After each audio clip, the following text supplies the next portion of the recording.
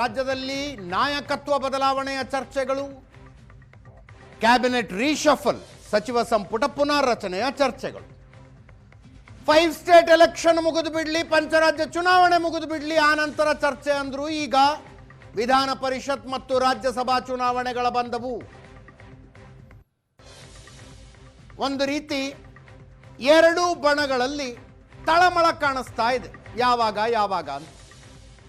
ನನ್ನ ಇಬ್ಬರು ಸಹೋದ್ಯೋಗಿಗಳು ಆನಂದ ಬೈದನ ಮನೆ ಹಾಗೂ ಪ್ರಶಾಂತ್ ನಾಥ್ ಇಬ್ಬರು ನೇರ ಸಂಪರ್ಕದಲ್ಲಿದ್ದಾರೆ. ಆನಂದ್ ಕೇಳ್ತಾ ಇದ್ದೀನಿ. ಆನಂದ, ಡಿ ಕೆ ಶಿವಕುಮಾರ್ ಅವರ ಟೈಮ್ ಸರಿ ಇಲ್ವಾ ಅಂತ ಚರ್ಚೆನೇ ಶುರುವಾಗ್ತಾ ಇಲ್ಲ. ಇದ್ರದ್ದು ಹೈಕಮಾಂಡ್ನವರು ಇಬ್ಬರು ನಾಯಕರನ್ನು ಕರೆದು ಎದರ ಬದರ ಕೂಡಿಸಿ ಒಂದು ಚರ್ಚೆಯ ಆರಂಭ ಮಾಡಲಿ ಅಂತ ಅವರ ಬಯಕೆ ಇದೆ, ಅದು ಕೂಡ ಆಗ್ತಾ ಇಲ್ಲ.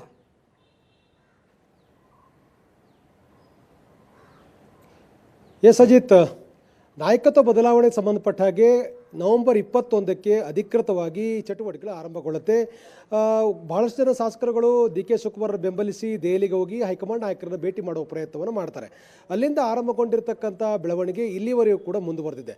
ಆದರೆ ಇಷ್ಟರ ಮಧ್ಯದಲ್ಲಿ ಒಂದು ಸ್ಪಷ್ಟವಾದ ನಿರ್ಧಾರವನ್ನು ಹೈಕಮಾಂಡ್ ಇನ್ನೂ ಕೂಡ ತೆಗೆದುಕೊಂಡಿಲ್ಲ ಮತ್ತು ನಾಯಕತ್ವ ಬದಲಾವಣೆಗೆ ಸಂಬಂಧಪಟ್ಟಾಗೆ ಚರ್ಚೆ ಯಾವಾಗ ಅಂತಕ್ಕಂಥ ಯಾವುದೇ ಸೂಚನೆಯನ್ನು ಕೂಡ ಹೈಕಮಾಂಡ್ ನಾಯಕರು ನೀಡ್ತಾ ಇಲ್ಲ. ಆರಂಭಿಕವಾಗಿ ನವೆಂಬರ್ 21ಕ್ಕೆ ದೆಹಲಿಗೆ ಹೋಗಿ ಹೈಕಮಾಂಡ್ ನಾಯಕರನ್ನ ಕೆಲ ಶಾಸಕರು ಭೇಟಿ ಮಾಡಿದಾಗ ಒಂದು ರೀತಿ ಪರೇಡ್ ನಡೆಸಿದಾಗ ಅಸೆಂಬ್ಲಿ ಮುಗಿಲಿ ಅಂತಕ್ಕಂಥ ಮಾತನ್ನು ಹೇಳಿದರು. ಅಸೆಂಬ್ಲಿ ಆದ ತಕ್ಷಣ ದೇವರಾಜ ಅರಸು ಅವರ ಏನು ಅವಧಿ ಇದೆ ಆ ಅವಧಿಗೆ ಹೆಚ್ಚು ಮುಖ್ಯಮಂತ್ರಿ ಕೆಲಸ ಮಾಡಿರ್ತಕ್ಕಂಥ ಒಂದು ದಾಖಲೆ ಮಾಡಬೇಕು ಅನ್ನೋ ಕಾರಣಕ್ಕಾಗಿ ಮುಖ್ಯಮಂತ್ರಿ ಸಿದ್ದರಾಮಯ್ಯರಿಗೆ ಅವಕಾಶವನ್ನು ಕೊಡಲಾಯಿತು. ನಂತರದಲ್ಲಿ ಬಜೆಟ್ ಪ್ರಿಪರೇಷನು, ನಂತರದಲ್ಲಿ ಬಜೆಟ್ ಅಧಿವೇಶನ ಆದ ತಕ್ಷಣದಲ್ಲೇ ಪಂಚರಾಜ್ಯ ಚುನಾವಣೆ ಅಧಿಸೂಚನೆ, ಪಂಚರಾಜ್ಯ ಚುನಾವಣೆ ಆದ ಬಳಿಕ ಫಲಿತಾಂಶ ಆದಮೇಲೆ ಈಗ ಬಂದಿರತಕ್ಕಂಥದ್ದು ರಾಜ್ಯಸಭಾ ಮತ್ತು ವಿಧಾನ ಪರಿಷತ್ತಿನ ಚುನಾವಣೆ. ಸಹಜವಾಗಿ ಈ ಚುನಾವಣೆ ಇರ್ತಕ್ಕಂಥ ಸಂದರ್ಭದಲ್ಲಿ ಯಾವುದೇ ರೀತಿಯಾಗಿರ್ತಕ್ಕಂಥ ನಾಯಕತ್ವ ಬದಲಾವಣೆ ಚರ್ಚೆ ಮಾಡುವ ಸಾಧ್ಯತೆಗಳು ತೀರಾ ಕಡಿಮೆ. ಯಾಕೆಂತಂದರೆ ರಾಜ್ಯಸಭಾ ಚುನಾವಣೆಯಲ್ಲಿ ಮತ ಹಾಕ್ತಕ್ಕಂಥವರು ವಿಧಾನಸಭೆಯ ಸದಸ್ಯರುಗಳು. ವಿಧಾನ ಪರಿಷತ್ನಲ್ಲಿ ಸದಸ್ಯರಾಗಿ ಆಯ್ಕೆ ಆಗಲಿಕ್ಕೆ ವಿಧಾನಸಭೆಯಿಂದ ಸದಸ್ಯರಿದ್ದಾರೆ, ಇವರು ಓಟನ್ನು ಹಾಕಬೇಕು. ಹಾಗಾಗಿ ವಿಧಾನ ಪರಿಷತ್ತು ಮತ್ತು ರಾಜ್ಯಸಭಾ ಚುನಾವಣೆಗೆ ಶಾಸಕರು ಓಟ್ ಹಾಕ್ತಾ ಇರುವಂಥ ಕಾರಣಕ್ಕಾಗಿ ಯಾವುದೇ ರೀತಿಯಾಗಿರುವಂಥ ಒಂದು ನಾಯಕತ್ವ ಬದಲಾವಣೆ ಚರ್ಚೆಯನ್ನು ಹೈಕಮಾಂಡ್ ಮಾಡೋ ಸಾಧ್ಯತೆಗಳು ತೀರಾ ಕಡಿಮೆ ಇದೆ. ಯಾಕೆಂದರೆ ಈ ರಾಜ್ಯಸಭಾ ಸ್ಥಾನವನ್ನು ಗೆಲ್ಲಬೇಕಾದ್ರೆ ಕನಿಷ್ಠ 47-48 ಸ್ಥಾನಗಳು ಬೇಕಾಗುತ್ತೆ. ಕಾಂಗ್ರೆಸ್ಗೆ ಈಗಿರ್ತಕ್ಕ ಸಂಖ್ಯಾಬಲದ ಆಧಾರದಲ್ಲಿ 3 ಸ್ಥಾನಗಳು ಅನಾಯಾಸ ಬರುತ್ತೆ. ಇನ್ನೊಂದು ಸ್ಥಾನ ಪ್ರತಿಪಕ್ಷವಾಗಿರ್ತಕ್ಕಂಥ ಬಿಜೆಪಿ ಮತ್ತು JDSಗೆ ಹೋಗುತ್ತೆ. ಆದರೆ ವಿಧಾನ ಪರಿಷತ್ನಲ್ಲಿ ಒಬ್ಬ ಸದಸ್ಯ ನೇಮಕ ಆಗಬೇಕು, ಆಯ್ಕೆ ಆಗಬೇಕು ಅಂದರೆ ಕನಿಷ್ಠ 31-32 ಸದಸ್ಯರ ಬಲವನ್ನು ಬೇಕಾಗತ್ತೆ. ಹಾಗಾಗಿ ಅಲ್ಲೂ ಕೂಡ ಕಾಂಗ್ರೆಸ್ಗೆ ಸಹಜವಾಗಿ 4 ಸ್ಥಾನಗಳು ಬಂದರೂ ಕೂಡ ಅಂತಿಮವಾಗಿ ಮತ ಹಾಕ್ತಕ್ಕಂಥವ್ರು ವಿಧಾನಸಭೆಯ ಸದಸ್ಯರುಗಳು. ಹಾಗಾಗಿ ಇಂಥ ಸನ್ನಿವೇಶದಲ್ಲಿ ಯಾವುದೇ ಕಾರಣಕ್ಕೂ ಡಿಸ್ಟರ್ಬ್ ಮಾಡ್ಕೊಳ್ತಕ್ಕಂಥ ಅಥವಾ ಯಾವುದೇ ತೀರ್ಮಾನ ತೆಗೆದುಕೊಂಡು ಶಾಸಕರ ಮುನಿಸಿಗೆ ಕಾರಣ ಆಗ್ತಕ್ಕಂಥ ಯಾವುದೇ ನಿರ್ಧಾರಗಳು ಕೂಡ ಹೊರಬರ್ತಕ್ಕಂಥ ಸಾಧ್ಯತೆಗಳು ತೀರಾ ಕಡಿಮೆ. ಇದರ ನಂತರದಲ್ಲಿ ಜುಲೈ ತಿಂಗಳಲ್ಲಿ ರಾಜ್ಯಪಾಲರಿಂದ ವಿಧಾನ ಪರಿಷತ್ತಿಗೆ ಕೆಲ ಪ್ರಮುಖರನ್ನು ಆಯ್ಕೆ ಮಾಡ್ತಕ್ಕಂಥ ವಿಧಾನ ಪರಿಷತ್ ಆಯ್ಕೆ ಮಾಡ್ತಕ್ಕಂಥ ಒಂದು ವೇಳಾಪಟ್ಟಿಯು ಕೂಡ ಪ್ರಕಟ ಆಗುತ್ತೆ. ಅಲ್ಲಿ ತನಕನೂ ಕೂಡ ಯಾವುದೇ ರೀತಿಯಾಗಿರ್ತಕ್ಕಂಥ ಡೆವಲಪ್ಮೆಂಟ್ ಆಗುವ ಸಾಧ್ಯತೆಗಳು ತೀರಾ ಕಡಿಮೆ. ಯಾಕೆಂತಂದರೆ ಜುಲೈ ತಿಂಗಳು ನಡೀತಕ್ಕಂಥ ವಿಧಾನ ಪರಿಷತ್ತಿನ ಏನು ರಾಜ್ಯಪಾಲರಿಂದ ನಾಮಕರಣ ಆಗ್ತಕ್ಕಂಥ ಏನು ಸಿಸ್ಟಮ್ ಇದೆ, ಅಲ್ಲಿ ತಮ್ಮ ಬಣದಲ್ಲಿರ್ತಕ್ಕಂಥ ನಾಯಕರುಗಳನ್ನು ಆಯ್ಕೆ ಮಾಡಬೇಕು ಅಂತಕ್ಕಂಥ ಪ್ರಯತ್ನವನ್ನು CM ಇರಿದಾಗೆ ಉಪಮುಖ್ಯಮಂತ್ರಿಗಳು, ಹೈಕಮಾಂಡ್ ನಾಯಕರು ಎಲ್ಲರೂ ಕೂಡ ಪ್ರಯತ್ನವನ್ನು ಮಾಡ್ತಾರೆ.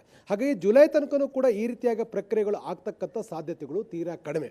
ಈ ಹಂತದಲ್ಲಿ ಯಾವುದೇ ನಿರ್ಧಾರ ತೆಗೆದುಕೊಂಡರೂ ಕೂಡ ಅದು ನೆಗೆಟಿವ್ ಆಗ್ತಕ್ಕಂಥ ಸಾಧ್ಯತೆಗಳು ಇರುವಂಥ ಕಾರಣಕ್ಕಾಗಿ ಒಂದು ನಿರ್ಧಾರವನ್ನು ತೆಗೆದುಕೊಳ್ಳಲಿಕ್ಕೆ ಹೈಕಮಾಂಡ್ ಹಿಂದೆ ಮುಂದೆ ನೋಡ್ತಾ ಇದೆ ಅಂತಕ್ಕಂಥ ಮಾತುಗಳು ಕೂಡ ಇದೆ. ಇದರ ಬೆನ್ನಲ್ಲೇ ರಾಜ್ಯದಲ್ಲಿ ಜೂನ್ 30ರೊಳಗೆ ಚುನಾವಣೆಯನ್ನು ಮಾಡಬೇಕಾಗಿರ್ತಕ್ಕಂಥ ಅನಿವಾರ್ಯತೆ ಎದುರಾಗಿದೆ.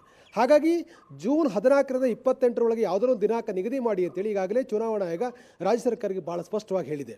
ಇದನ್ನು ಪ್ರಶ್ನೆ ಮಾಡಿ ಸುಪ್ರೀಂ ಕೋರ್ಟ್ಗೆ ಅರ್ಜಿಯನ್ನು ಸಲ್ಲಿಕೆ ಮಾಡಲಾಗಿದೆ. ಸುಪ್ರೀಂ ಕೋರ್ಟ್ ಈಗ ರಜಾಪೀಠ ಆಗಿರ್ತಕ್ಕಂಥ ಹಿನ್ನೆಲೆಯಲ್ಲಿ ಯಾವುದೇ ಕಾರಣಕ್ಕೂ ಈ ಸಬ್ಜೆಕ್ಟನ್ನು ಹಿಯರ್ ಮಾಡ್ತಾ ಇಲ್ಲ. ಈಗ ಆ ಒಂದು ಸಬ್ಜೆಕ್ಟ್ಗೆ ಒಂದು ಅಂತಿಮ ನಿರ್ಧಾರ ಸುಪ್ರೀಂ ಕೋರ್ಟ್ ಬರೋ ತನಕನೂ ಕೂಡ GBI ಚುನಾವಣೆಗೆ ಸಂಬಂಧಪಟ್ಟಾಗೆ ಯಾವ ನಿರ್ಧಾರ ಆಗುತ್ತೆ ಅಂತಕ್ಕಂಥ ಆತಂಕ ಎಲ್ಲರಲ್ಲೂ ಕೂಡ ಇದೆ. ಒಂದೊಮ್ಮೆನಾದರೂ ಕೂಡ GBI ಚುನಾವಣೆಯನ್ನು ನಿಗದಿತ ಅವಧಿಯೊಳಗೆ ಮುಗಿಸಿ ಅಂತಕ್ಕಂಥ ಸೂಚನೆಯನ್ನು ಈ ಹಿಂದೆ ಕೊಟ್ಟಿರ್ತಕ್ಕಂಥ ತೀರ್ಪನ್ನು ಮಾನ್ಯ ಮಾಡಬೇಕು ಅಂತ ಖಡಕ್ ಸೂಚನೆಯನ್ನು ಏನಾದರೂ ಕೂಡ ಸುಪ್ರೀಂ ಕೋರ್ಟ್ ಕೊಟ್ಟಿದ್ದೆ ಆದರೆ ಸೆಪ್ಟೆಂಬರ್ವರೆಗೂ ಕೂಡ ಯಾವುದೇ ರೀತಿಯಾಗಿರ್ತಕ್ಕಂಥ ಡೆವಲಪ್ಮೆಂಟ್ ಆಗುವ ಸಾಧ್ಯತೆಗಳು ತೀರಾ ಕಡಿಮೆ. ಯಾಕೆಂದರೆ ಚುನಾವಣೆ ಆದ ಬಳಿಕ ಎಲ್ಲ ಒಂದು ಪಾಲಿಕೆಗಳಿಗೂ ಮೇಯರ್ಗಳನ್ನು ಆಯ್ಕೆ ಮಾಡಬೇಕಾಗಿರ್ತಕ್ಕಂಥ ಪ್ರಕ್ರಿಯೆ ಕೂಡ ಇರುತ್ತೆ. ಹಾಗಾಗಿ ಒಂದಷ್ಟು ಕಾಲ ಅದು ಮುಂದಕ್ಕೆ ಹೋಗ್ತಕ್ಕಂಥ ಸಾಧ್ಯತೆಗಳು ಕೂಡ ಇದೆ ಅನ್ನುವಂಥ ಮಾತುಗಳು ಕೂಡ ಕಾಂಗ್ರೆಸ್ ಪಾಳದಲ್ಲಿ ಇದೆ. ಒಂದೊಮ್ಮೆನಾದರೂ ಕೂಡ GBI ಚುನಾವಣೆಗೆ 3 ತಿಂಗಳ ಕಾಲಾವಕಾಶ ಕೊಟ್ಟಿದ್ದೆ ಆದರೆ ಅಕ್ಟೋಬರ್ ನಂತರದಲ್ಲಿ ನಾಯಕತ್ವ ಬದಲಾವಣೆ ಬಗ್ಗೆ ಚರ್ಚೆ ಆಗ್ತಕ್ಕಂಥ ಸಾಧ್ಯತೆಗಳು ಕೂಡ ಇದೆ. ಹಾಗಾಗಿ ಸದ್ಯಕ್ಕಂತೂ ನಾಯಕತ್ವ ಬದಲಾವಣೆ ಸಂಬಂಧಪಟ್ಟ ಹಾಗೆ ಹೈಕಮಾಂಡ್ ಯಾವುದೇ ರೀತಿಯಾಗಿ ನಿರ್ದೇಶನ ಆಗಲಿ ಸಂದೇಶ ಯಾವುದೂ ಕೂಡ ಬರದೇ ಇರತಕ್ಕಂಥದ್ದು ಭಾಳ ಆಶ್ಚರ್ಯ ಅಂತಂದರೆ ಸುರ್ಜೇವಾಲರು ಕಳೆದ 3 ದಿನಗಳ ಹಿಂದೆ ಅಂದರೆ ಕಳೆದ 3 ದಿನಗಳ ಕಾಲ ಅವರು ಬೆಂಗಳೂರಲ್ಲಿ ಇದ್ದರು.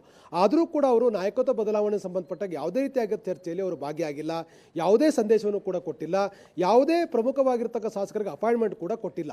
ಅಂದರೆ ಅಲ್ಲಿಗೆ ನಾಯಕತ್ವ ಬದಲಾವಣೆ ಸಂಬಂಧಪಟ್ಟಾಗೆ ಸಂದೇಶವನ್ನು ಹೊತ್ತು ಬರಬೇಕಾಗಿರ್ತಕ್ಕಂಥ ನಾಯಕರೇ ಮೌನಕ್ಕೆ ಶರಣಾಗಿರ್ತಕ್ಕಂಥದ್ದು ಎಲ್ಲೋ ಕಡೆ ಹತ್ತಾರು ಅನುಮಾನಕ್ಕೆ ಕಾರಣವಾಗಿದೆ, ಸಂಶಯಗಳನ್ನು ಮೂಡಿಸ್ತಾ ಇದೆ. ಹೈಕಮಾಂಡ್ ಬೇರೆ ಬೇರೆ ರೀತಿಯ ರಾಜಕೀಯ ಬೆಳವಣಿಗೆಯ ಬಗ್ಗೆ ಕೆಲವೊಂದಷ್ಟು ಪ್ರಮುಖ ತೀರ್ಮಾನ ತೆಗೆದುಕೊಳ್ಳೋದ್ರಲ್ಲಿ ಬ್ಯುಸಿ ಇದ್ದಂಥ ಕಾರಣಕ್ಕಾಗಿ ಕರ್ನಾಟಕದ ನಾಯಕತ್ವ ಬದಲಾವಣೆ ಸಂಬಂಧಪಟ್ಟಾಗೆ ಸೂಕ್ತ ನಿರ್ಧಾರವನ್ನು ಇನ್ನೂ ಕೂಡ ತೆಗೆದುಕೊಳ್ಳುವ ಸಾಧ್ಯತೆಗಳು ತೀರಾ ಕಡಿಮೆ. ಹಾಗಾಗಿ ಸದ್ಯಕ್ಕೆ ಡಿ ಕೆ ಶಿವಕುಮಾರ್ ಅವರಿಗೆ ಒಂದು ಕಾಲ ಸರಿ ಇಲ್ಲ ಅಂದರೂ ಕೂಡ ತಪ್ಪಾಗಲಾರದು. Ajit, yes, thank you so much Anand ನಿಮ್ಮ ಎಲ್ಲ ಮಾಹಿತಿಗೆ.